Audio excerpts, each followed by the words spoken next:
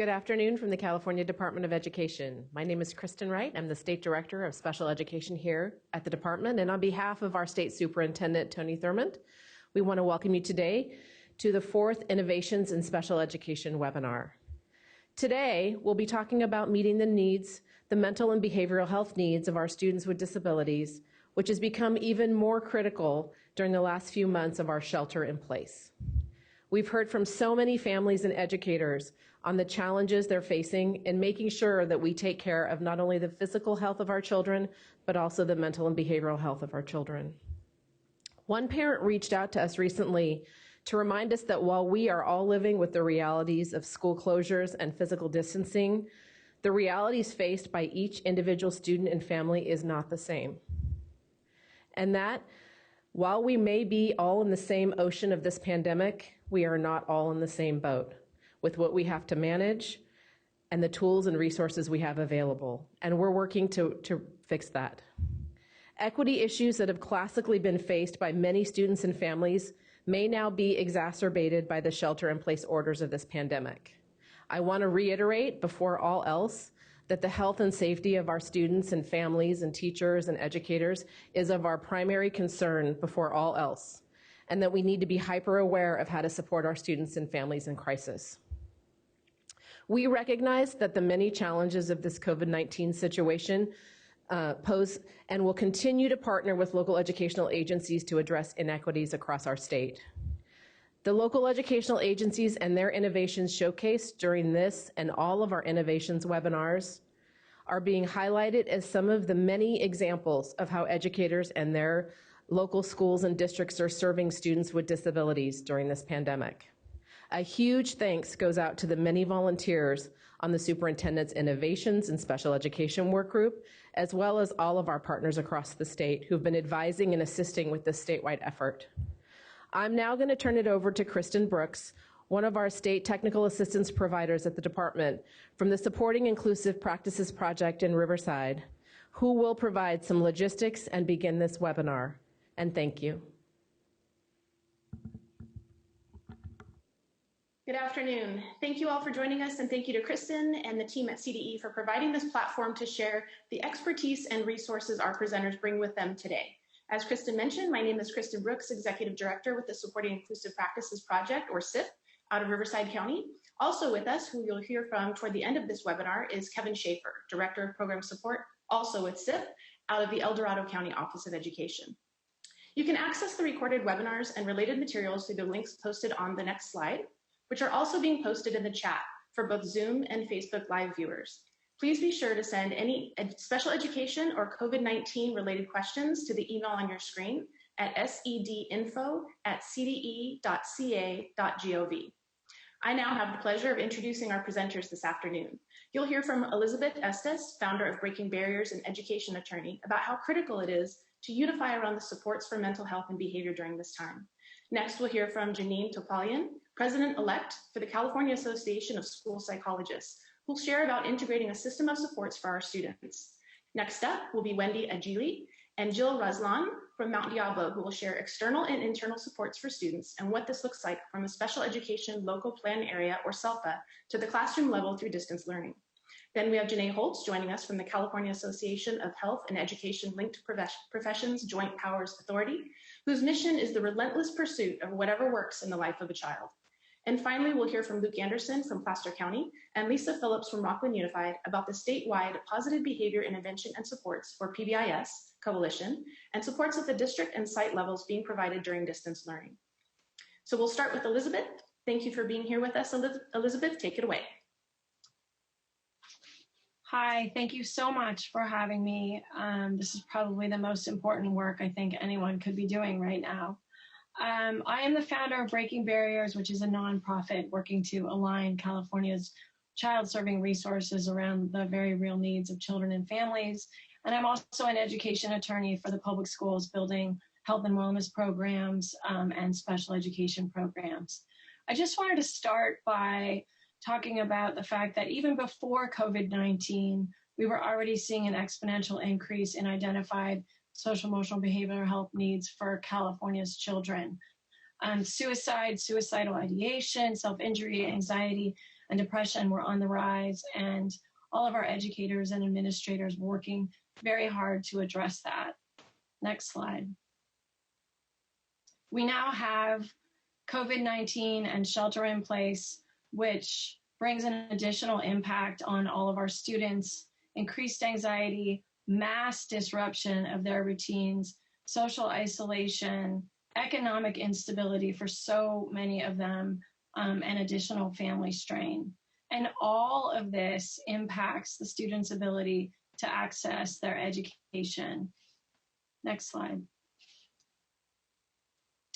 Most, if not all, I would say all of these children were receiving social emotional behavioral health supports through their school setting before COVID-19, whether it was just through a teacher who became a friend or a counselor or a social group, or through intensive special education services. We were doing so much to support these needs. And the effort to continue that support has never, ever, ever been more critical than it is now, as we provide our distance learning continuums, but also as we move into the coming months and figure out how to return to our schools and school campuses. Next slide.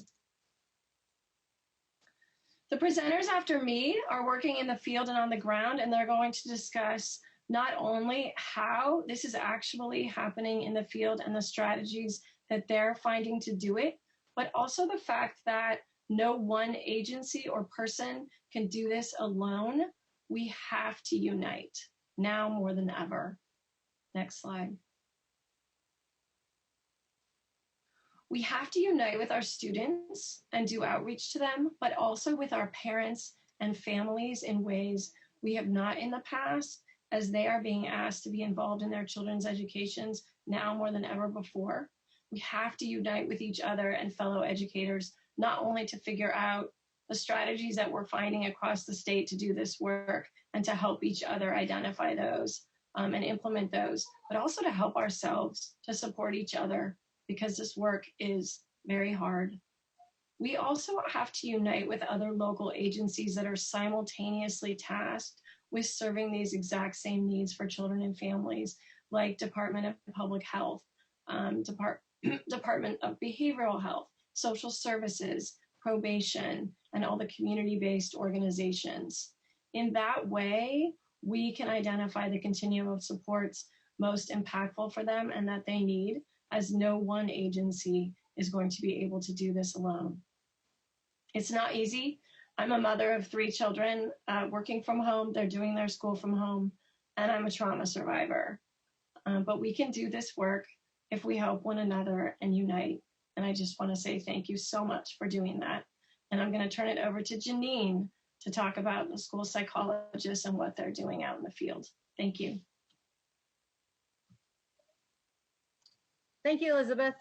And it's a pleasure being here to discuss school psychologists and what we're doing in the field as of now with this COVID-19 epidemic. As you mentioned, we need to all unite and work together to help support all our students by providing a system of supports. As such, school psychologists are well prepared and out there helping students, parents, and educators by utilizing a multi-tiered comprehensive approach that is trauma-informed and leads to better outcomes for student achievement at all levels, socially, emotionally, behaviorally, and academically. Families across the country are adapting to the evolving changes in daily life caused by the COVID-19 pandemic. And parents and educators are all dealing with their own psychosocial stressors. We need to be aware of this when we're working with our parents, our educators, and our students of the impact that this has at all levels. School psychologists, we support the positive student connections and with peers, family, and school community by facilitating the student development and the ability to successfully deal with problems, crisis, or traumatic experiences. We foster resiliency. Next slide.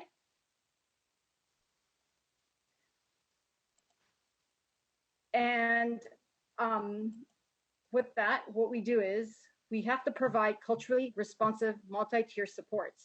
We use these multi-system of supports, part of our mental health services that we provide for students and parents by supporting them and implementing services that are evidence-based and strong. what we're doing out there right now is we're doing it at the tier 1 level, where we're putting student supports in for academic and social emotional learning, as well as at the tier 2 and tier 3 level, where there's more intensive needs and direct need, and we're focusing on the academic remediation and the anxiety. Next slide. At the first tier, our most important tier is universal, and it's promoting a community of support. This goes back to what Elizabeth was saying. It's about making connections and being able to work with everyone and being able to focus.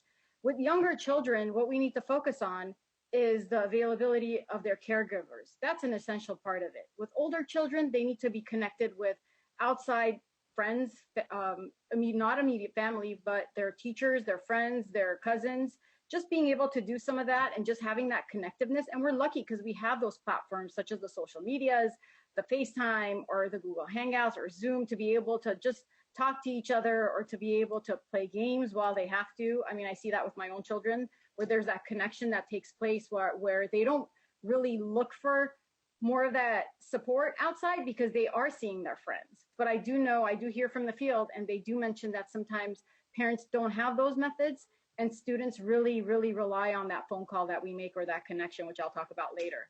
And then other things we can do, part of tier 1 is like sharing information in bulletins and flyers and resources, providing resources, not only for parents, but also for educators, because they are in there, they're dealing with the students, they're dealing with their own emotional situations as well as home, but just having some resources to be able to support adaptive coping.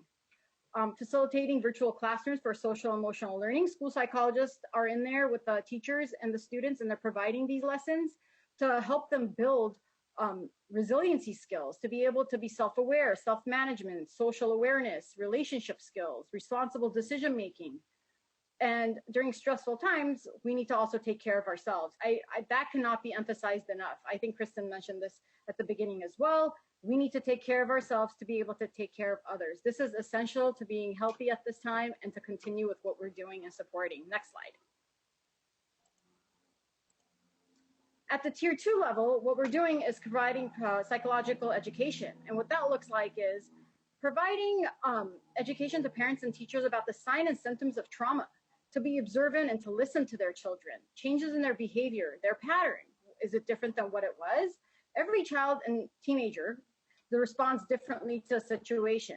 So some of the behaviors we need to focus on are like the excessive crying, the irritation in younger children, returning to behaviors that they had outgrown before, excessive worrying or sadness, unhealthy eating or sleeping habits, irritability, acting out behaviors, poor school performance, avoiding school, their attention level, unexplained headaches or body pains, avoidance activities that they just didn't do before.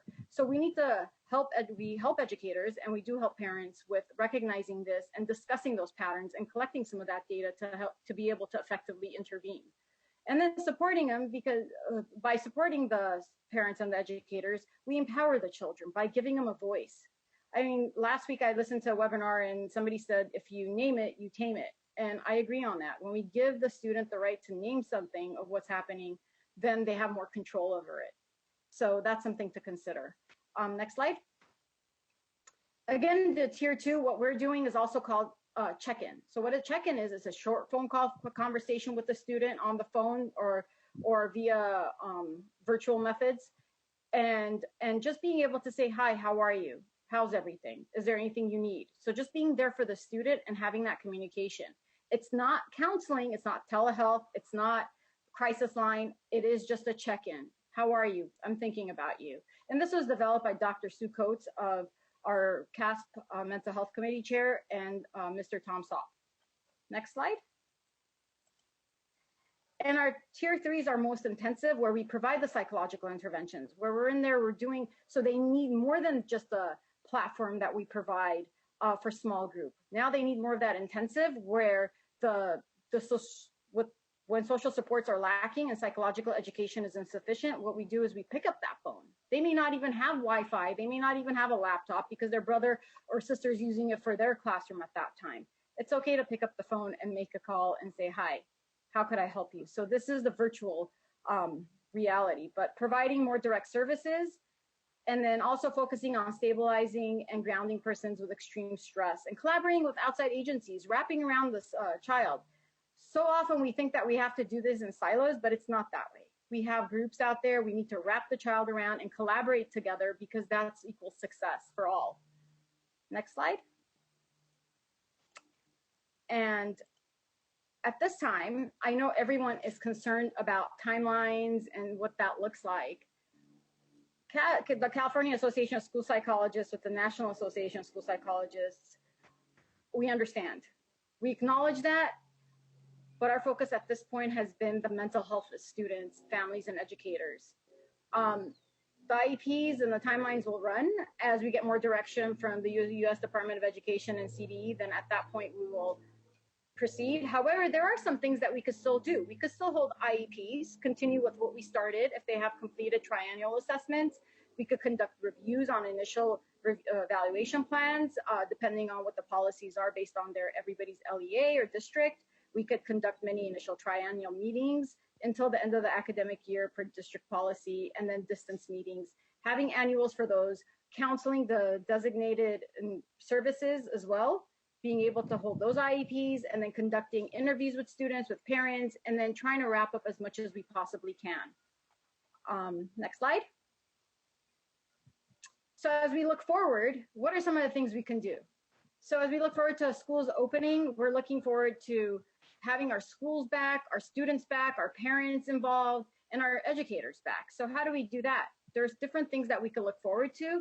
And one of the things is that as school psychologists, we could help in the sense of bringing the students beforehand and making sure, and the parents and the teachers, and having an open discussion of what this looks like, and answering questions, just because what everyone needs is psychological and physical safety to return back to work.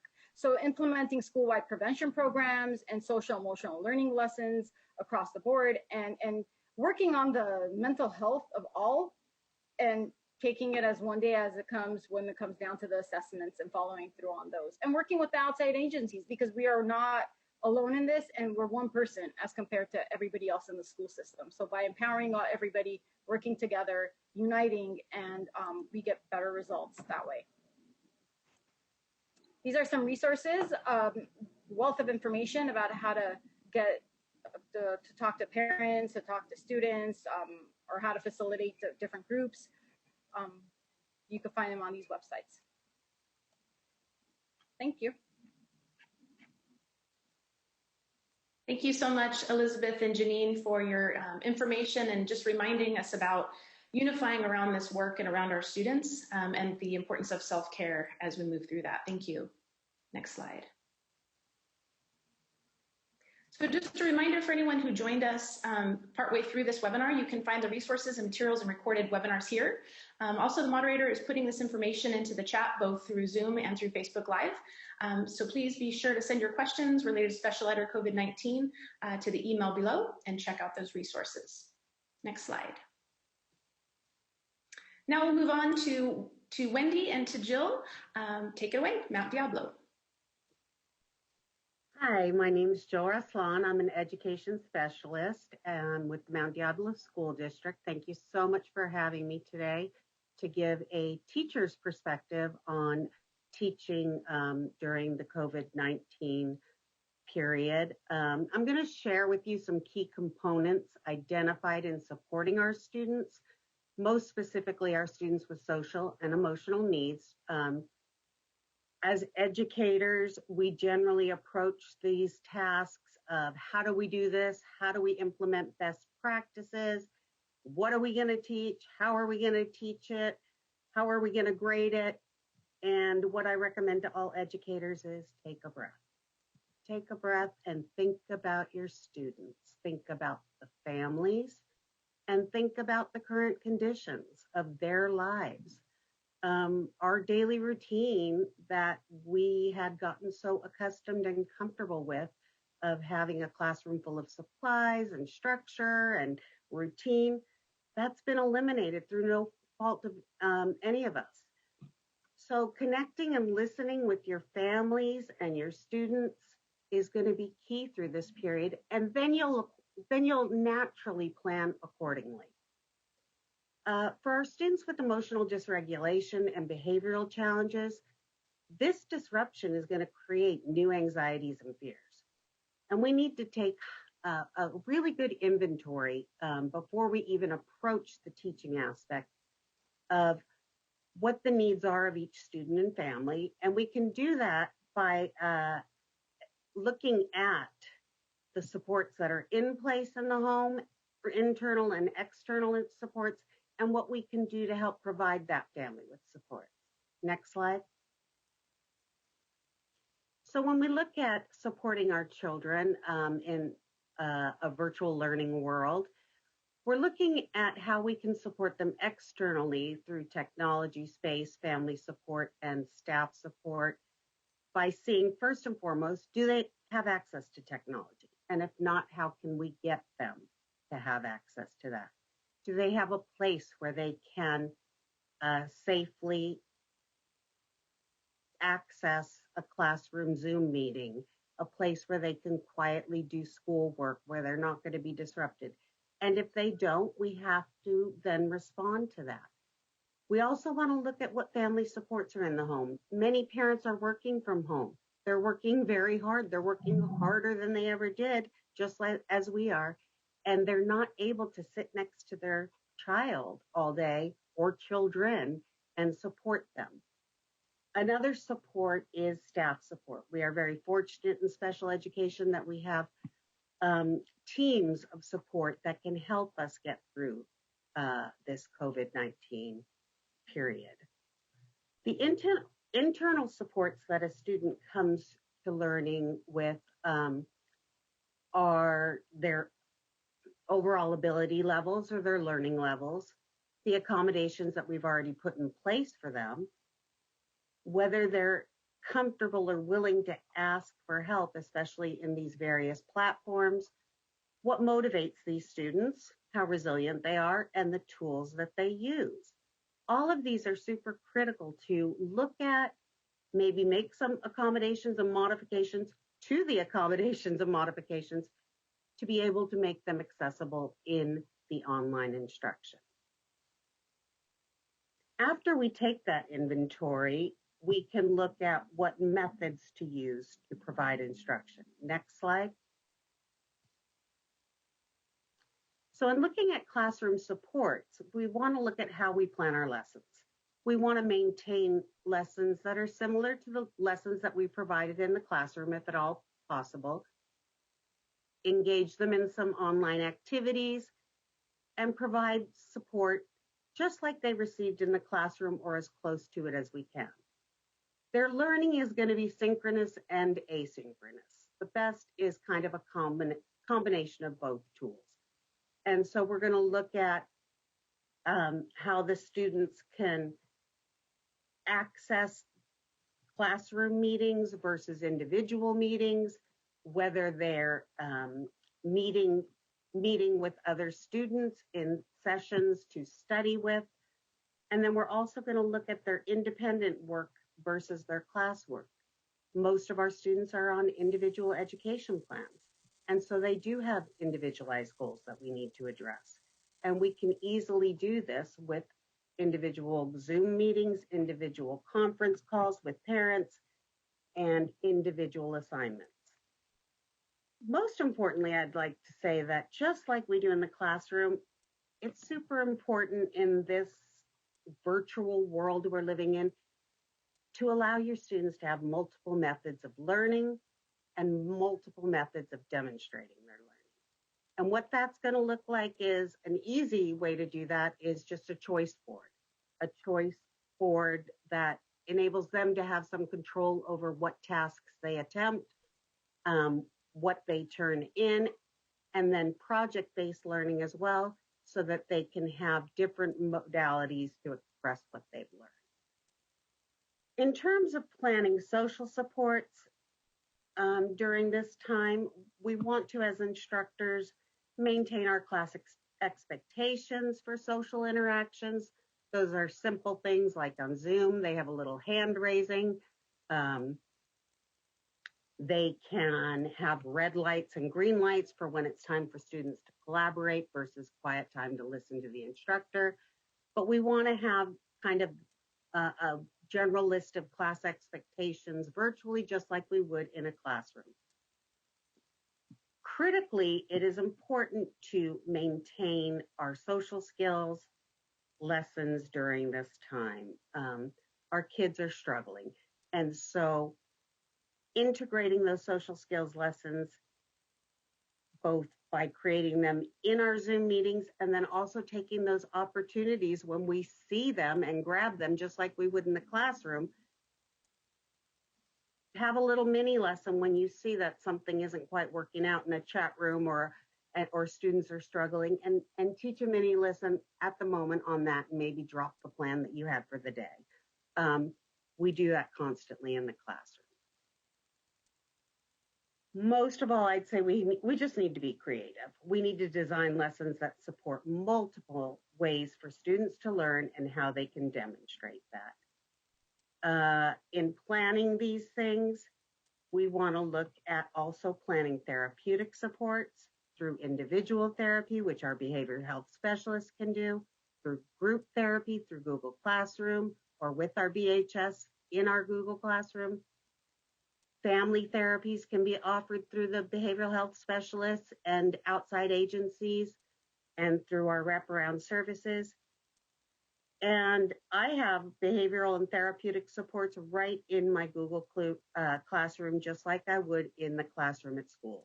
Team members are available to support my online instruction. It's wonderful.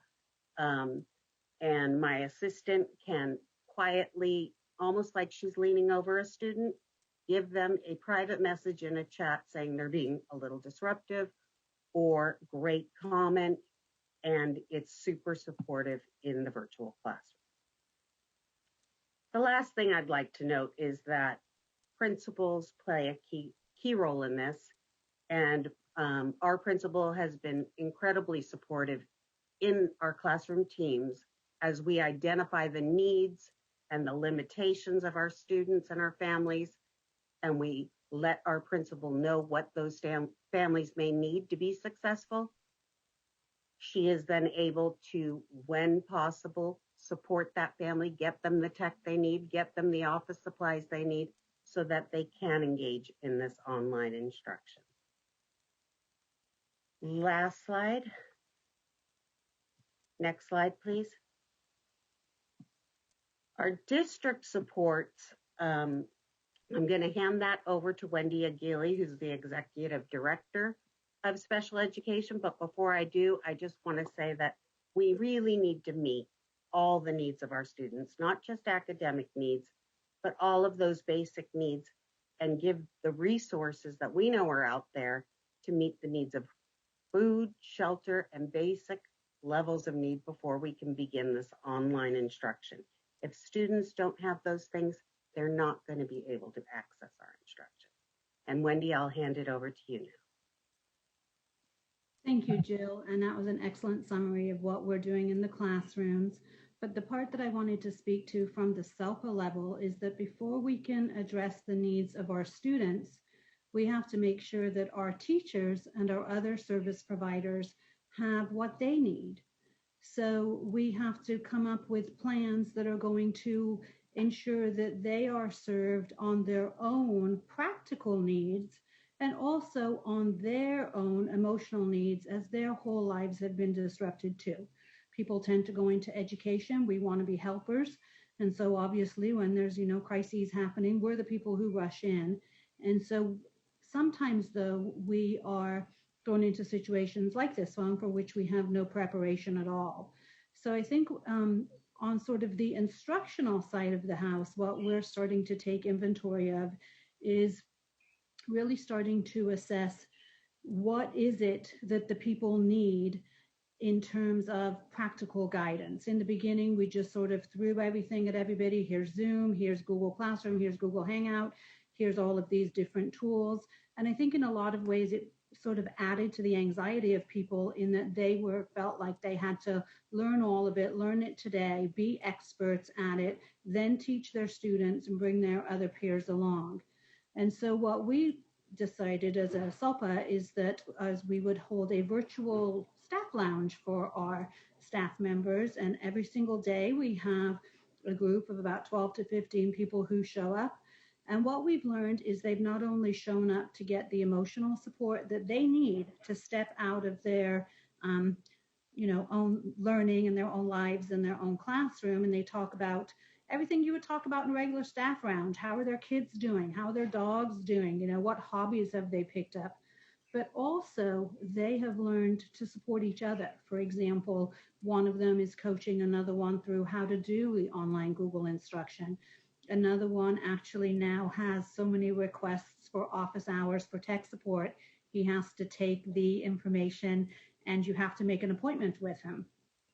So what we've learned is that we can't expect our staff to support our kids unless we support them. And so the new question that we've learned to ask this week is not what do you need, but what are you going to do? And then we can give you what we need instead of throwing everything at the wall, which may in fact be more anxiety producing overall. So thank you very much for your time. Thank you so much, Wendy and Jill, and for the concrete examples and reminding us that our families are working harder now more than ever. So that's really important to keep that in mind, and love the virtual staff lounge. So hope others pick up on that great idea. So we're going to move on now to Janae Holtz. Janae, take it away.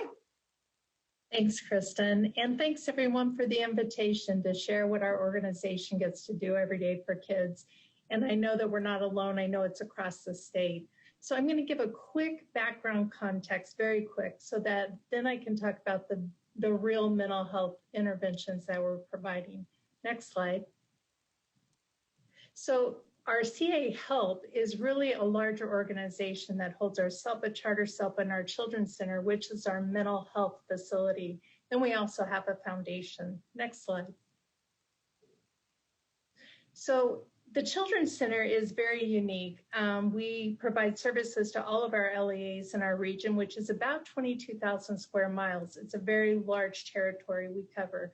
We have contracts with multiple agencies, as you can see there, and we have a blended funding source. Next slide.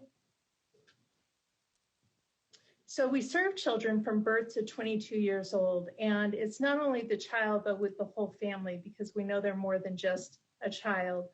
We serve over 9,000 children annually, and children that receive special ed and general education. And then we have a continuum of care that goes from mild services to the most intensive services. Next slide. So some of the programs within our organization are listed here, and I just wanted to give an example because this is the continuum of care of the most mild form of symptoms to the most intensive form of symptoms. Next slide.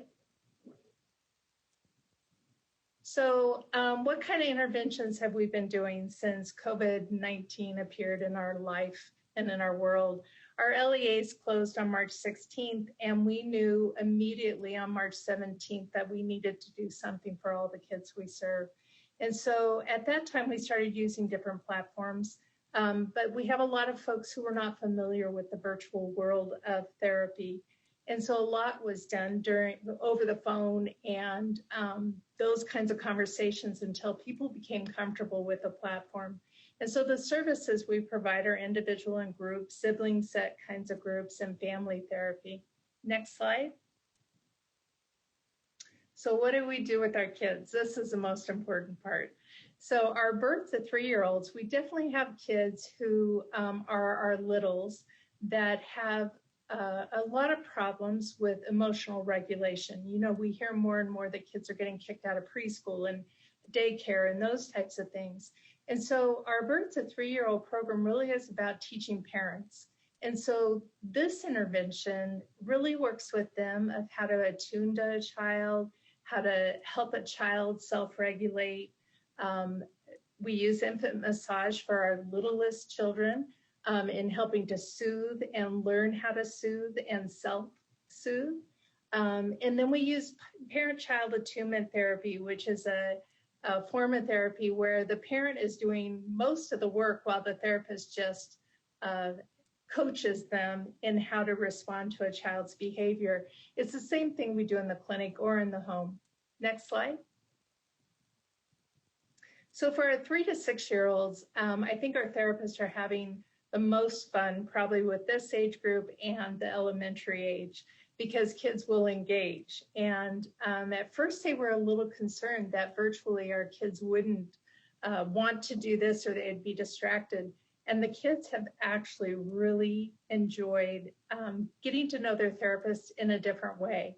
So they do a lot of the screen sharing. They'll do videos about feelings.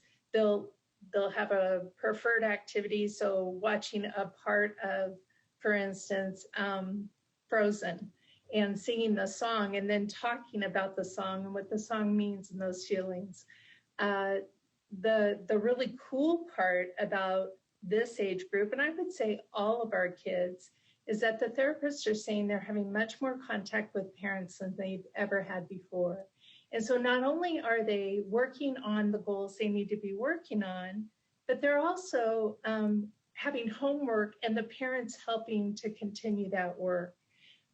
The main thing my therapists have been told going into this, and this is a really important piece that I've heard everyone else talk about, is not going in with your own agenda, going in with the parent and child's agenda, because parents are feeling overwhelmed and kids are feeling overwhelmed. If we have children with multiple related services, this is such a new world to them virtually.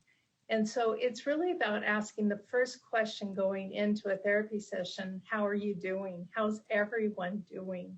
What do you want to talk about today? Not what I need to talk about today. Next slide. So our elementary age kids, we have a lot of kids. Again, a lot of it's around regulation and social emotional skills. And so there's a lot of work being done with the anger management and how to resolve conflict, how to cope with all the different feelings I'm having, emotional wheel, and all of these resources are actually on our website, and I believe that's at the end of the slide. So they are available to you.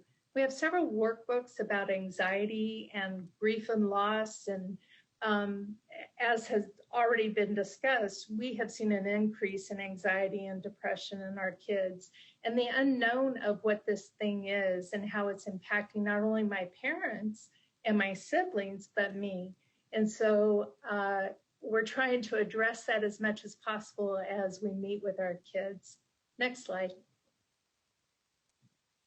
So our middle school and high school looks a little bit different, and getting information from our therapists, who I think are just amazing and so creative in what they're doing. Oftentimes with our middle school and high school kids, they're much more conversationalist, and so they're willing to sit and actually have talk therapy. But some of our therapists have been very creative with kids and playing kind of a emotion speed game of, I'm gonna claim an emotion, you say an emotion, I'm gonna say an emotion, you say an emotion.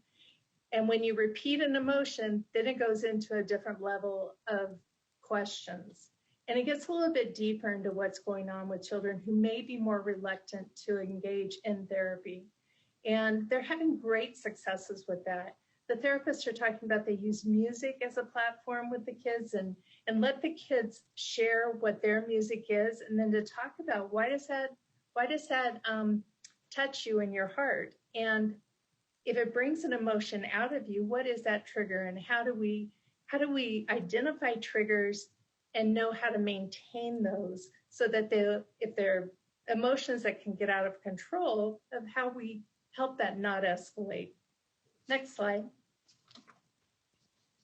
So then we also hold a triage grant through the state of California. And I put this in here because it coincides with our work at the Children's Center so much. So our triage group is creating community resources. They are the ones who have actually put together the website and are managing the resources that come through. They're finding what's out there to help our families and our kids. They collaborate closely with our Children's Center. And then that collaboration continues to all of our LEAs in supporting them and what they need. And our LEAs know, just call, and whatever you need, we'll figure it out and we'll help you.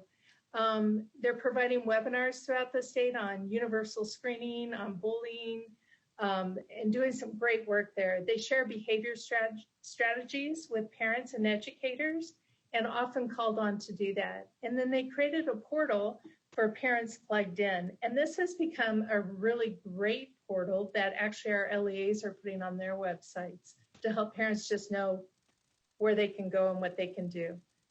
Next slide. That is us in a nutshell.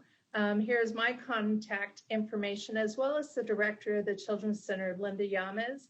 We are more than welcome to answer any questions you might have and support you in any way you might need. Thank you. Thank you, Renee, and for all you're doing across such a wide range of ages of students and needs and families. You're definitely reaching far and wide. So thank you so much for what you're doing. We're going to move on now to Luke and Lisa. All right, thank you.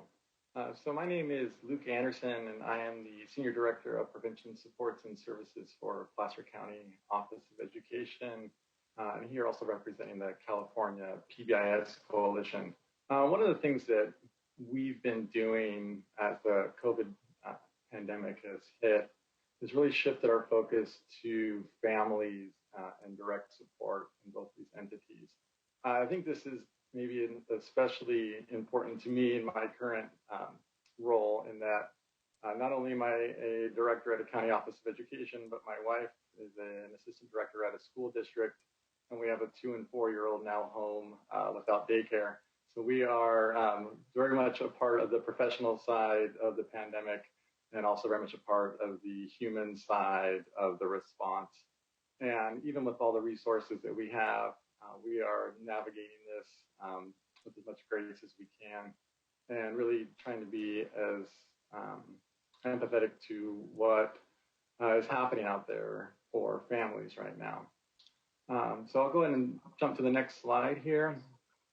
I won't spend a lot of time on this, but essentially the California PBIS Coalition is a collaborative organization. Actually, Desert Mountain SELPA is one of our partners in this work, as are a number of county offices of education and school districts and non-profit agencies. And our goal is to help PBIS be implemented effectively in schools across California.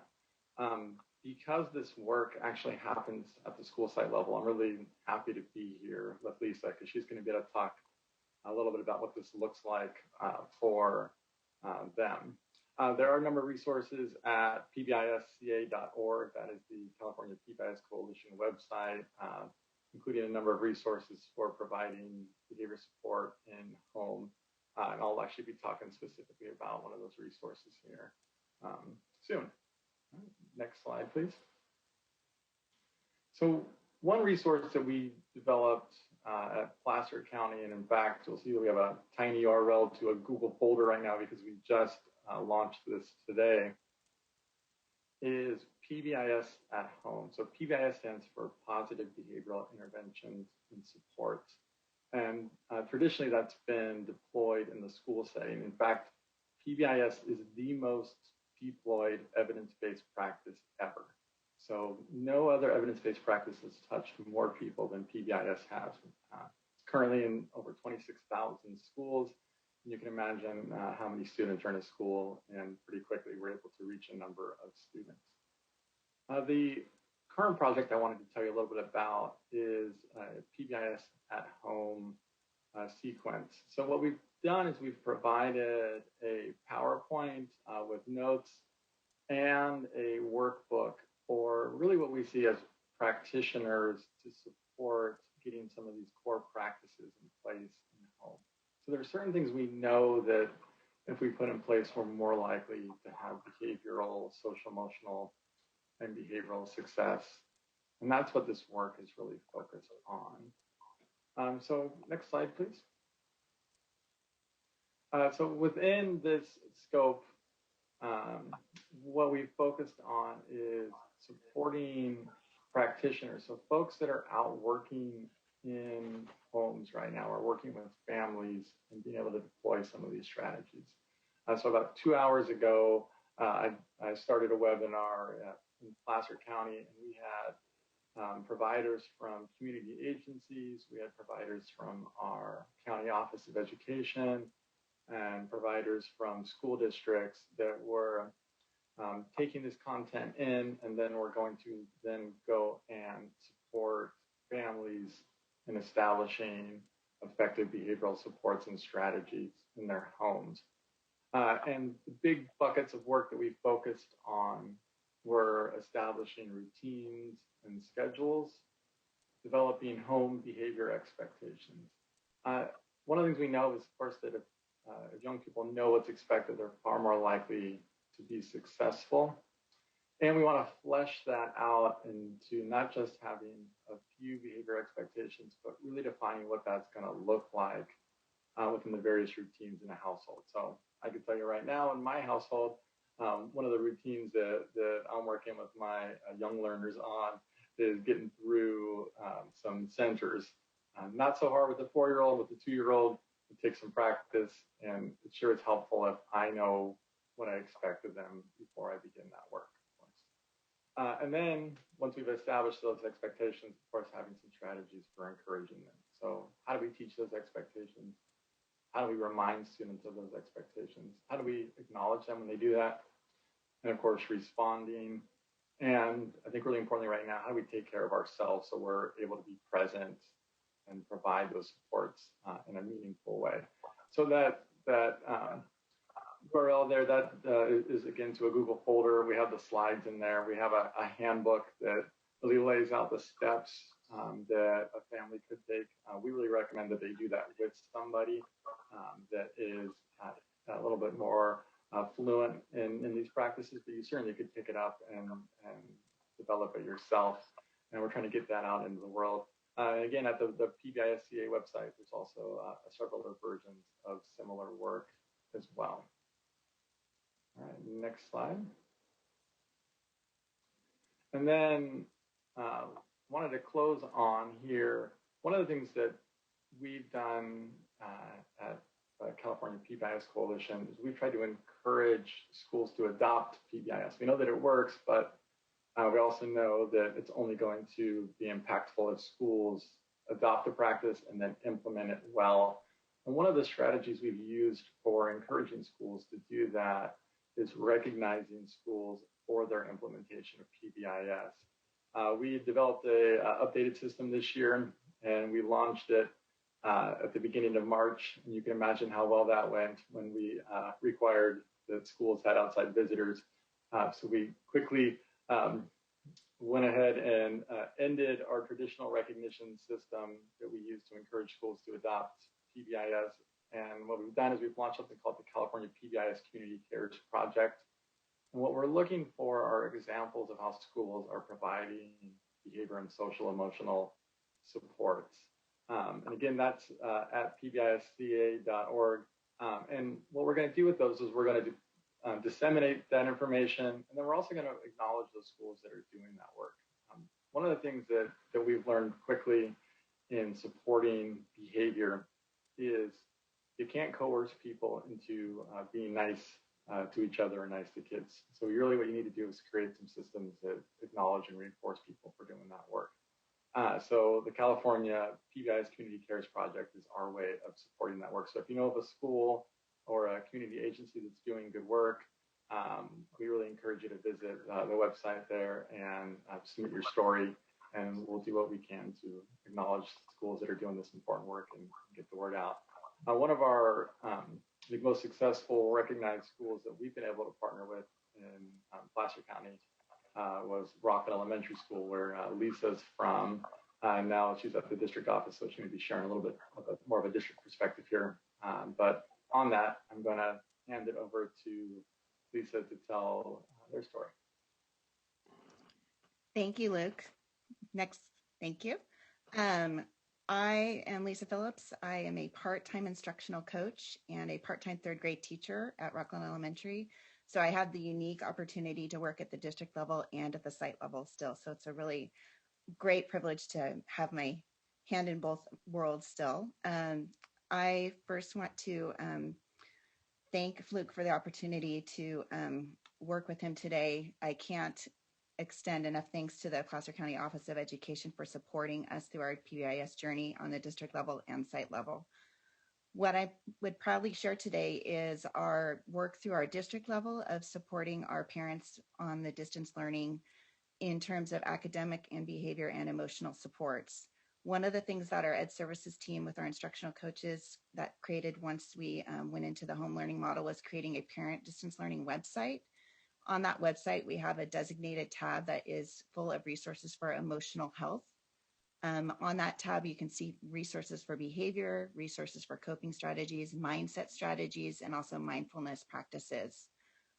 On that website, we've also created something similar to what Luke was speaking about, a PBIS at home presentation, where parents can kind of step-by-step go through and work with their school's current expectations of their elementary site and create a matrix at home of home practices where they can align with the same expectations of their school. So for example, our site's expectations are, we are Rockland Elementary, we show our pause. And so we problem solve, always care, work hard, and show respect. So parents could use those same things within their home routines. Like, what does it look like to get my room ready in the morning by problem solving? What does it look like to always care? Those sort of things. So we're trying to create an alignment because it creates security for students and makes them feel safe with the routines that they've been used to in the classroom at school. Next slide. Next slide, please. Thank you.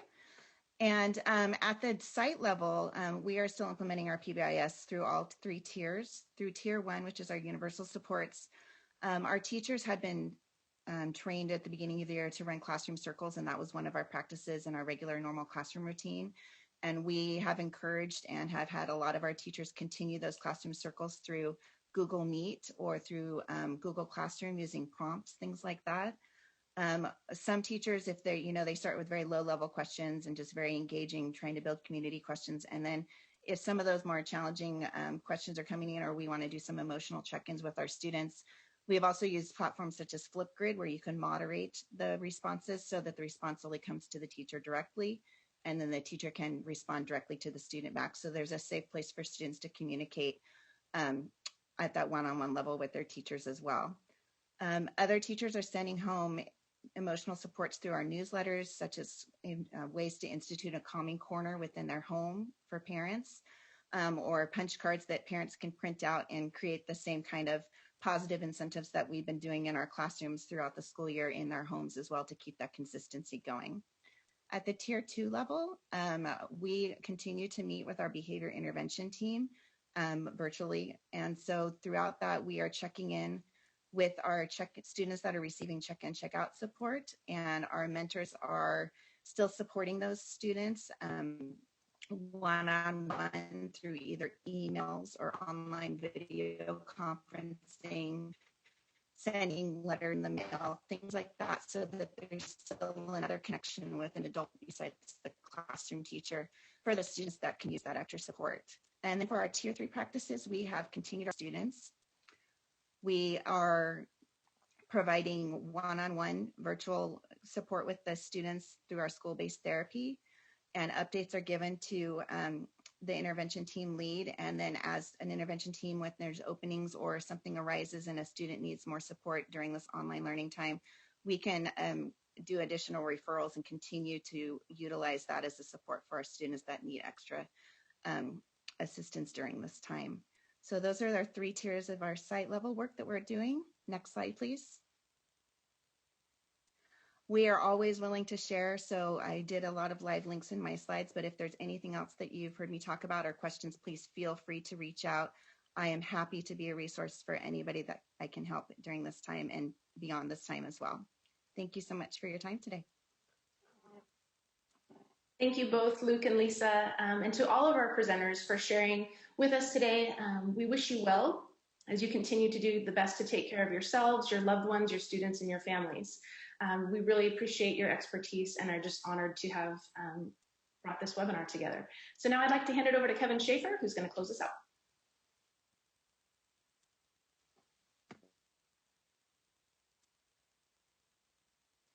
Next slide.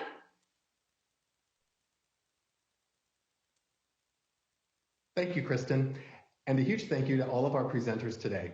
As mentioned previously, we are scheduled through next week, April 30th, for our last Distance Learning Innovations for Special Education webinar focused on related services, students with more significant disabilities, and low incidence supports. Please look for registration information in coming days, and don't forget to access the recorded versions archived on the CDE website. Also, related to today's content on mental health and behavior, a few statewide resources you may or may not be aware of. The California PBIS Coalition is currently hosting a webinar series on a wide range of behavior-related topics that can be accessed from the PBIS California.org events page, and Wellness Together is currently in the midst of their mental health-related webinar series and just announced today that they added a fourth Thursday webinar. For more information and to access the recordings, visit the wellnesstogether.org events website. So in closing, on behalf of Kristen Wright and the California Department of Education, we thank you for your time and attention. Please stay safe and healthy as you continue your incredible efforts. Thank you.